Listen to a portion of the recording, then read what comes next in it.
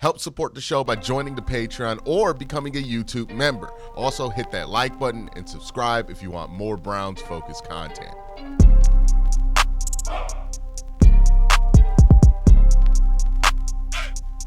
All right, so it's not been a news cycle for the Cleveland Browns since the season has ended. It's been full of good news. So it is very much a nice break to have some good news for the Cleveland Browns in an offseason where it seems like Browns fans might be expected to say goodbye to potentially Myles Garrett. We talked about yesterday, Nick Chubb. One person you're not going to have to add to that list is Joe Bitonio, who has made it official that he will be returning for the 2025 season. Now, this is good news for the Cleveland Browns, as Jack Duffin points out on Twitter, and I'll try to make sure I put this up on screen. Joe was really solid as a pass protector after Deshaun Watson left the lineup. We talked about it in our film breakdowns during the season, how a lot of the issues that the offensive line appeared to have while Deshaun was out there were related to Deshaun's bad pocket habits and bad pocket instincts, creating more sacks than what the offensive line was actually producing at the time.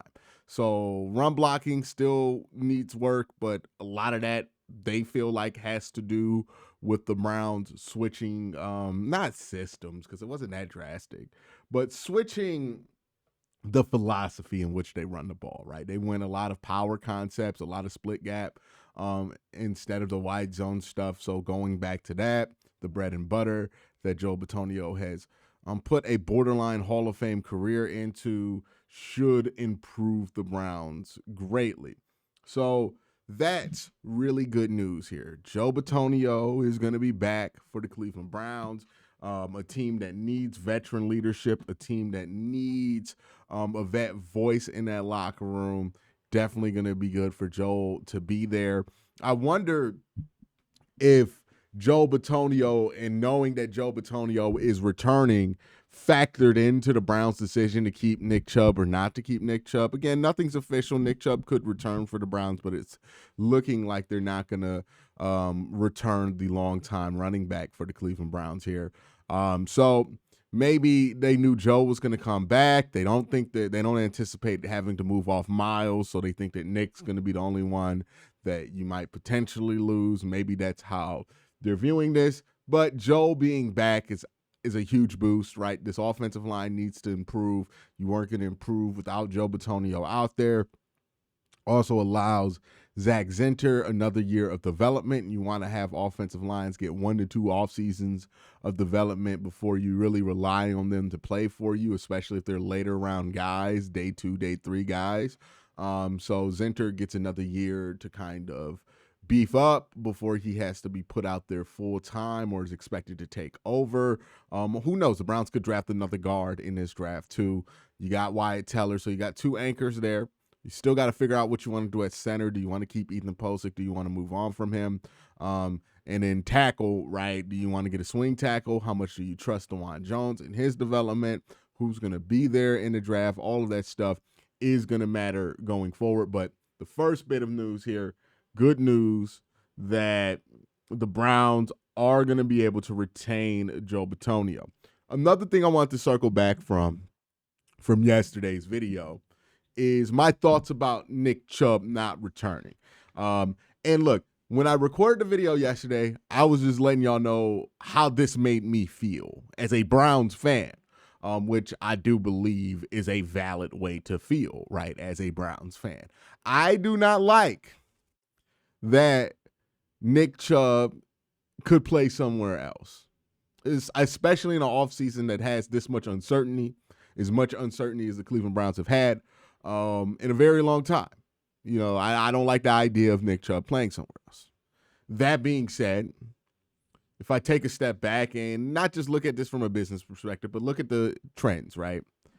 The one thing, well, not the one thing, but one of the things you got to give Andrew Berry credit for, he's done this at a very, very high level, is he seems to have a good idea when it comes to older players, at least, on when to get off of them, right? a lot of the players that got up there in age, that Andrew Berry let go and it felt a little early on, you know, he ended up being right on all of those, or pretty much most of those, right? Jarvis Landry, let go of Jarvis at the end of that season. Jarvis never really was impactful for anybody again after that, right? Like, not at the same level that he was in Cleveland, not the 1,000-yard receiver that he was in Cleveland. There was a clear drop-off for Jarvis Landry once the Browns decided to let him go. Another example of this is Odell Beckham, right? The Browns were planning to move off Odell Beckham by the end of 2021. The whole situation with his father forced the issue, so they had to get rid of him a little early. But even then, once the Browns got rid of Odell Beckham, that was really the beginning of the end for Odell. And then he had the ACL injury in the Super Bowl, and then the rest of his career has looked like the rest of his career. There are plenty of examples of this. Olivier Vernon, Sheldon Richardson, Adrian Claiborne. This season, it looks like Amari Cooper can be another guy added on that list. Usually, it's because they see something coming. So there's a good chance that, maybe we're just being hopeful because we are Browns fans and we love Nick Chubb. More hopeful than what is warranted with Nick coming off of this injury. And the Browns might be right to let him go. And it's one of those decisions that doesn't feel good in the moment, and you don't like it in the moment. But in the long run, it ends up not being as big of a deal as it felt like it was at that time. I mean, I don't know how to feel about that because I don't want to hope that's true, because that would mean I'm hoping that Nick Chubb's career peters out. Like, I just don't like that I'm going to be in this position as a fan. I understand why the Browns did it, but as a fan, I don't love that I'm in this position where you're kind of incentivized to root for somebody that you admire as much as Nick Chubb to fail in order for you to feel better about the decisions that your team made. Like, I just wouldn't have had a problem if I just wouldn't have been put in that position and would have been able to just say, hey, look, they brought back Nick Chubb. He wasn't very productive, but that is what it is. And I think a lot of Browns fans would have been able to accept that. So there's one perspective of it that I wanted to talk about that I didn't really get to express in that video because I was just kind of frustrated that the Browns were going on that course of action. But I want to be fair to all perspectives of this. That all being said, there's another rumor out there I wanted to talk about. I mean, it's this idea that the Browns might trade up to number 1 for Cam Ward. Now, what I'm about to say might surprise you on this, right? I think some people are going to assume how I'm going to feel about this, and I think I'm going to surprise a couple of folks with this. If the Browns feel so strongly about Cam Ward that they're willing to trade up for number 1 to get him, I have no problem with that. Some of you might be surprised because I've gone on record saying, hey, I don't love the idea of reaching for a quarterback. The history of reaching for a quarterback is not great in the NFL. All of these things are true, and I still believe them. And I do think Cam Ward would be a reach with the number 1 or number 2 overall pick, let alone trading up for number 1 or trading up to the number 2 overall pick, which the Browns wouldn't have to do because we own it outright. I still think taking Cam 1 or 2 would be a reach. But if it's because you truly believe in a player that you're willing to reach, cool. Okay. We might have disagreements about the evaluation of that player, but my opinion is not definite or finite. I don't like to act like my opinion is definite or finite. And I'm not going to judge the Browns based on my opinion as if it is definite or finite. I think a lot of people fall into that trap of, hey, I don't like this move, so I think it's a bad move for the Browns. Like, okay, it's not a move I would do, but I'm not going to automatically tag it as a horrible move if the Browns did it, because at least that demonstrates to me that what's motivating them in part to get Cam Ward is because they believe in Cam Ward, Because if you draft somebody early and you don't truly believe in them, you're just wasting everybody's time and you're costing yourself opportunities to go get guys that you might have believed in, right? So if we're just taking a quarterback at 2 because we need a quarterback, I'm not a fan of that ideology. I think that ideology is exactly how the Browns end up back in the same place that they were from 99 to 2017, right? If you want to have the quarterback jersey get 3x times larger, then that philosophy is a good way to do it, right? If you're just drafting a quarterback to take a chance at the position, if you're just trying to use a scratch-off ticket to solve the quarterback problem, right? That's basically using the number 2 overall pick as a scratch-off to try to solve quarterback. That is going to fail if you do it and if that's what's motivating. Now, reaching for a quarterback, it's not great odds. Hell, drafting a quarterback in the first round, it's not great odds. But if you believe in that guy enough to trade up for him, and you have a plan for that guy, which I would imagine if you're trading up for him, you have a plan for him, then your odds of making that work are a lot better. In my eyes, at least. I feel a lot better about doing it. A lot of people bring up Bo Nix. I think Bo Nix is probably, in recent memory, the biggest reach to go the earliest in the draft based on what people thought. And look, the one thing I'll give Sean Payton credit for, he identified that he wanted Bo Nix. And they drafted Bo Nix. Like, I just think that's what they wanted to do. Like, if Michael Penix was on the board, they was going to take Bo Nix. They loved the Bo Nix. So they reached for Bo Nix, but it's because they had a plan for him.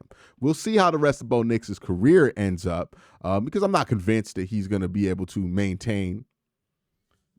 We'll see how the rest of Bo Nix's career ends up because one season doesn't make a great career. A lot of quarterbacks in the NFL have had good rookie seasons and have failed to follow up on that. I believe Mitchell Trubisky had a decent rookie year.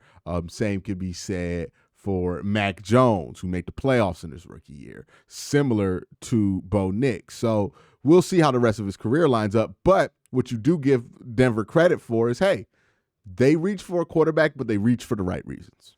If the Browns are reaching for the right reasons, I have significantly less protest to that idea than the current mindset that people are throwing out there by people like Nathan Zagura or people that I hear on online, where they're throwing out the Browns should just do this because we need a quarterback. That I don't like that. That's a terrible reason to draft the quarterback super early. But if their reasoning is we love Cam Ward, like if they're not thinking we need a quarterback, they're thinking we need Cam Ward, which there's a massive difference between we need a quarterback, let's draft Cam Ward, and we need Cam Ward, let's go get him, then okay. I don't feel the same way about it, but hey, it's just my opinion. If you feel that strongly about it, if you're willing to, stand 10 toes on that, if you're willing to develop that, okay, I'll give it a shot. I think that's worth giving a shot to, right? But that's how it has to be.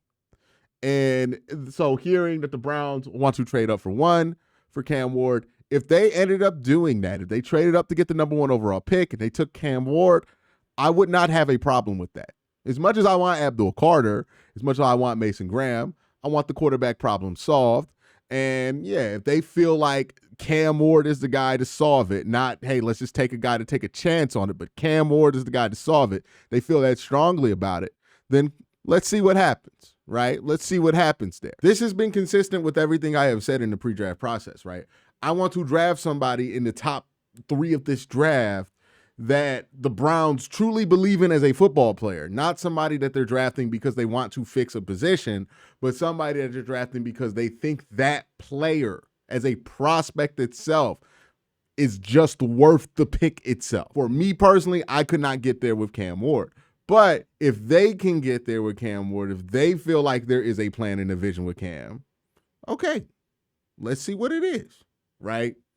You have to give it a shot. I cannot fault a front office if they feel that way about a quarterback prospect, have the chance to get that quarterback prospect for then taking that quarterback prospect. But if it is one of these things where you're like, it could be Cam, it could be Shador, it doesn't matter who's there at 2, we're going to take a quarterback, that's where I start to wonder if this is just a doomed proposition to begin with, because usually when that is what motivates a quarterback pick is desperation instead of being inspired by the play of a player, then that's when you get the bad outcomes. And them trading up to number one would tell me that they feel like Cam Ward is a special quarterback prospect in their eyes, which, okay, as long as you have a plan for it, I'll be willing to see it out. Doesn't guarantee success at all, right? You could believe in a guy, love a guy, take him number one, and he just not be the guy you want him to be. There's still going to be criticisms of that player, obviously. But hey, man, if you feel that strongly about it and that's what you want to do and that's what the organization's on and y'all got a plan, cool, do it. So there's that part of it, right? Now to the part to where if I actually believe if this is true. And look, my evaluation of Cam Ward has nothing to do with whether I think this evaluation is true. I tend to not think it's true because if the Browns truly did want to trade up for Cam Ward or select Cam Ward number 2, why in the world would everybody know about that?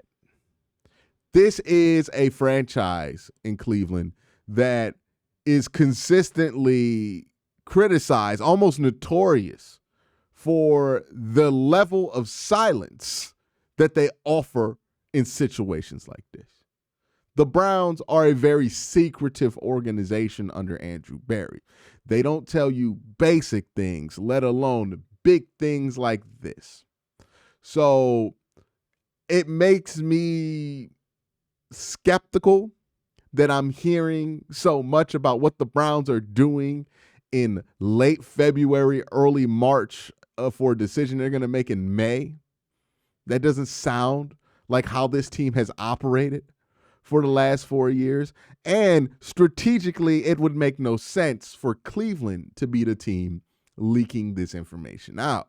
Because why in the world would Cleveland want everybody to know that they want to take Cam Ward at 2? Why in the world would Cleveland want everybody to know that they want to trade up to take Cam Ward number 1 overall? The only team that benefits from all the noises out there about Cam Ward is honestly the Tennessee Titans, who seem to be trying to drum up a market for the number 1 overall pick. So I think this rumor is more than likely smoke, that the Browns are interested in trading up to 1 to go and get Cam Ward. We'll see. I think we'll know before the start of the league year if this was like a real thing or if this was just smoke, because the Browns would likely want to trade up for that pick before the start of free agency. Why would the Browns want to trade up for the number 1 overall pick before the start of free agency if that's something they want to do? Well, it's because you don't want to go into free agency building it all around an idea of getting a player, right? If you truly believed in Cam Ward and that's the guy you want, you're willing to secure it with the number 1 overall pick. You want to go into free agency understanding and knowing that everything we're doing, we're building around the arrival of Cam Ward, right? And you want to be 100% sure that there's nothing going to get away of you and Cam Ward. So you're going to want to trade up for that pick, have that there, make all your plans for free agency.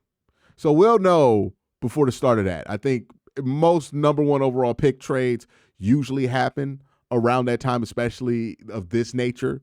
So we'll find out sooner than later. My gut tells me that this is smoke.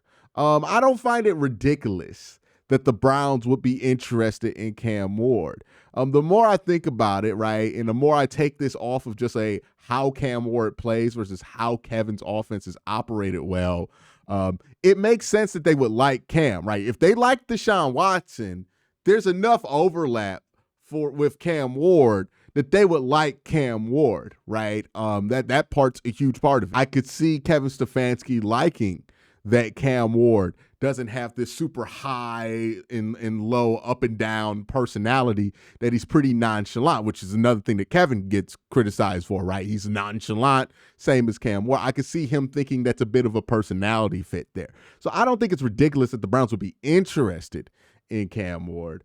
And I don't think it's ridiculous if the Browns trade up the 1 to secure him. Again, if that's the guy you believe in, don't take my word for it, right? Do what you want to do if you're the Cleveland Browns.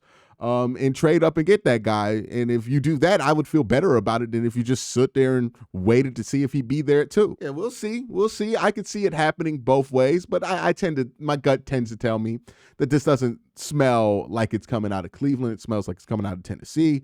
And it feels like an attempt to kind of drum up a market around the number 1 overall pick for Tennessee, who definitely seems like a team that wants to trade. So we'll see what happens. Y'all have a great day. Have an even better night. Peace.